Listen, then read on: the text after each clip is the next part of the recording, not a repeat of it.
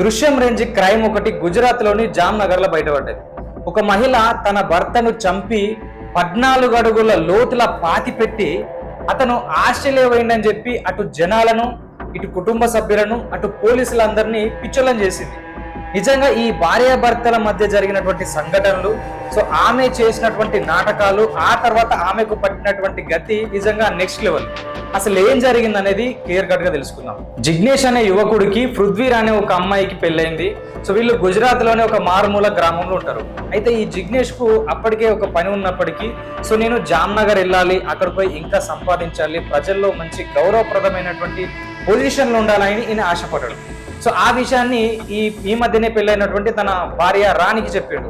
రాణికి చెప్తే ఏమేమన్నదంటే, ఈ ఉమ్మడి కుటుంబంలో ఈ అత్తమామల మధ్య, ఆడబిడ్డల మధ్య ఇక్కడ ఉండు నాకు కూడా నచ్చలేదు, సరే ఇద్దరం కలిసి సిటీకి వెళ్దాం, జామ్నగర్ వెళ్దాం అని చెప్పి మేము ఒప్పుకున్నది. సో ఒప్పుకున్న తర్వాత ఈ ఎవరైతే జిగ్నేష్ ఉన్నాడో అలా ఫ్రెండ్కు ఫోన్ చేసిండు. అతను జామ్నగర్లో ఉంటాడు. సో ఫోన్ చేసి ఇక్కడ నాకు సెట్ అయితే లేదు, కొంచెం డబ్బు సెట్ అయితే లేదు, అక్కడికి వచ్చి ఏదైనా వేరే పని చేసుకుంటా, ఒక పని చూడు అని చెప్పి జిగ్నేష్ వాళ్ళ ఫ్రెండ్కి చెప్పిండు. సో చెప్పిన తర్వాత, అరే నీ కేంద్రపై నువ్వు వచ్చేసి నేను నీకు చదువుకు తగ్గ పని నేను చూస్తా, అన్ని సెట్ చేస్తా అని చెప్పి అతను చెప్పిండు. చెప్పిన తర్వాత ఈ భార్యాభర్తలు ఇద్దరు మూటెమ్ముళ్ళ చదువుకొని అక్కడ మంచిగా ఉందామని చెప్పేసి జామ్నగర్ వేరు. జామ్నగర్ పోయిన తర్వాత ఈ జిగ్నేష్ వాళ్ళ ఫ్రెండ్ ఇతని చదువుకు తగ్గ ఏదో ఒక పని చూసి సో ఆ ఫ్యాక్టరీకి సంబంధించినటువంటి ఒక రూమ్ కూడా వీళ్ళకు అరేంజ్ చేసాడు. సో ఆ ఫ్రెండ్ దయ వల్ల ఇతన జాబ్ వచ్చింది, మంచి రూమ్ లో ఉన్నాడు, ఇద్దరు హ్యాపీగా ఉంటారు. ఇతన రోజు పొద్దున పోయి సాయంత్రం వరకు డ్యూటీ చేసుకొని వస్తుండు. సో ఇట్లా కొన్ని రోజుల పాటు మంచిగా సుఖంగా అయితే వీళ్ళు ఉంటారు. అయితే కొన్ని రోజుల తర్వాత 2024 ఫిబ్రవరి మొదటి వారంలో సో ఇతన 2 రోజులు డ్యూటీకి వెళ్ళలేదు. జిగ్నేష్ డ్యూటీకి వెళ్ళకపోతే ఫోన్ చేసినా కూడా కలవకపోవడంతో అతని ఫ్రెండ్ జిగ్నేష్ వాళ్ళు ఇంటికి వచ్చాడు. సో ఇంటికి వచ్చి ఏంది వీడు డ్యూటీకి వస్తలేడు, ఎటు వేయండి అని అడిగితే వేరే పని మీద వేయండి అని చెప్పి ఈమె చెప్తుంది. చెప్తే అదేంది ఇన్ని రోజులు మంచిగా పని చేసుకున్నాడు, ఇప్పుడు ప్రమోషన్ వచ్చే టైం, జీతం కూడా పెరుగుతుంది, 40-50 వేల జీతం వస్తుంది, సో ఇటువంటి టైంలో ఆఫీస్కు రాకపోతే ఎట్లా అని చెప్పి తన కొంచెం గట్టిగానే చెప్తాడు.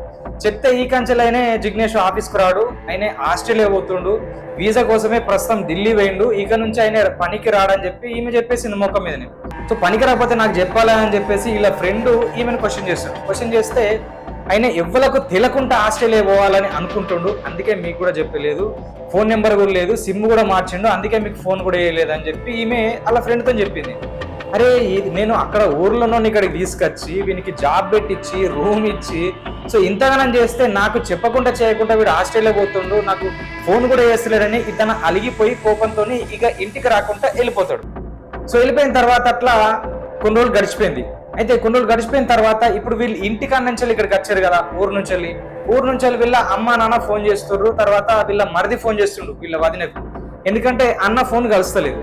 సో ఈమె వాళ్ళ ఫోన్ లిఫ్ట్ చేసి ఏం మాట్లాడుతుంది అంటే, నా భర్త జిగ్నేష్ ఆస్ట్రేలియా వేయండు, సో అక్కడ ఒక పని చూసుకున్నాడు, ఏదైతే ఫ్యాక్టరీలో అయినా పని చేస్తాడో అక్కడ ఫోన్లు అలౌడ్ లేదు, అందుకోసమే ఫోన్ చేస్తలేడు, సో నాకు కూడా చేస్తలేడు, పోయేటప్పుడే చెప్పిండు, సంవత్సరం తర్వాత నేను అత్త ఫోన్లు కలవ ఏం కలవాయి అని చెప్పిండు అని చెప్పి వీళ్ళకి చెప్తుంది. సరే మరి జిగ్నేష్ పీజీ దాకా చదువుకున్నాడు కదా, నిజంగానే పోయిండేమో, నిజంగానే సంపాదిస్తుండేమో, సంవత్సరం తర్వాత అత్తరు కదా అని చెప్పి వీళ్ళు అనుకుంటారు.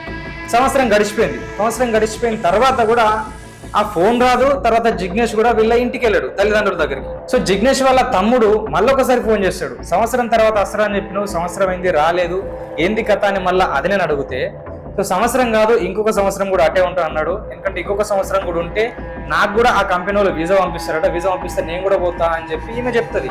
సరే అని చెప్పేసి 2 సంవత్సరాలు ఆగుతారు. 2 సంవత్సరాలు ఆగిన తర్వాత కూడా ఇతను మళ్ళీ రిటర్న్ రాడు. సో మొత్తం మీద తన ఫోన్ చేసి అదిన వాళ్ళ ఇంటికి పోతే అక్కడ కాదు వేరే అడ్రస్ లో అని చెప్తే ఆ అడ్రస్ పోతాడు.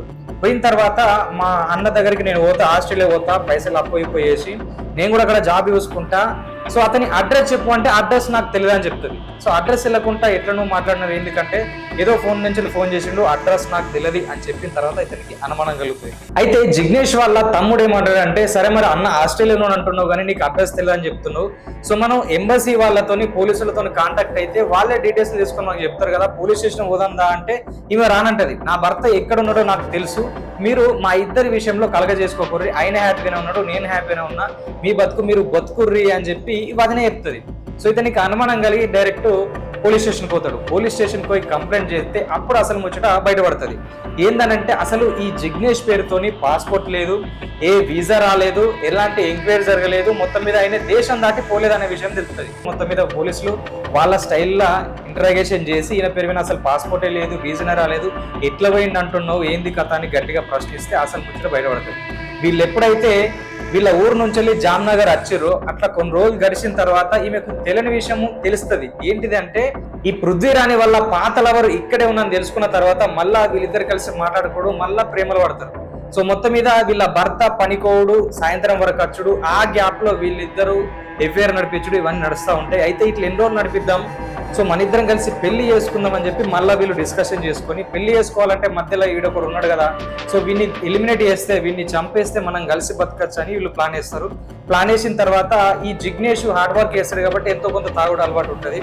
సో ఇతను ఒకరోజు మందు తెచ్చుకొని తాగుతున్న టైంలో సో తన ప్రియుడు ఇచ్చినటువంటి సైనైడ్ తీసుకొచ్చి దాంట్లో కలిపింది. సో కలిపిన తర్వాత అది తాగినటువంటి ఈ జిగ్నేష్ అక్కడికక్కడే నొరుగు కక్కి చావడం జరుగుతుంది.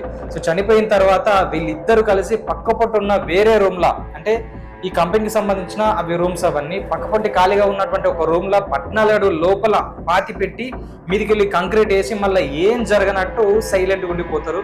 అట్లా వీళ్ళు 2 సంవత్సరాల పాటు మొత్తం మీద అయితే వీళ్ళు ఎంజాయ్ చేస్తున్నారు అతన్ని పాతి పెట్టి. సో మొత్తం మీద 2 సంవత్సరాల తర్వాత అయితే ఈ విషయం అయితే బయటపడ్డది. మొత్తం మీద డ్రిల్లర్ మిషన్లతో పలగొట్టి మరీ కంకర లోపల 14 అడుగుల లోపల తవ్వితే అతనికి సంబంధించినటువంటి మృతదేహం బయటపడ్డది. అయితే తన కొడుకు చివరి చూపు కూడా చూడలేకపోయారు అతని తల్లిదండ్రులు. మొత్తం మీద బయటపడినటువంటి ఆ ఎముకలకే వీళ్ళు అంత్యక్రియలు జరపాల్సినటువంటి సిచ్యువేషన్ అయితే వచ్చింది.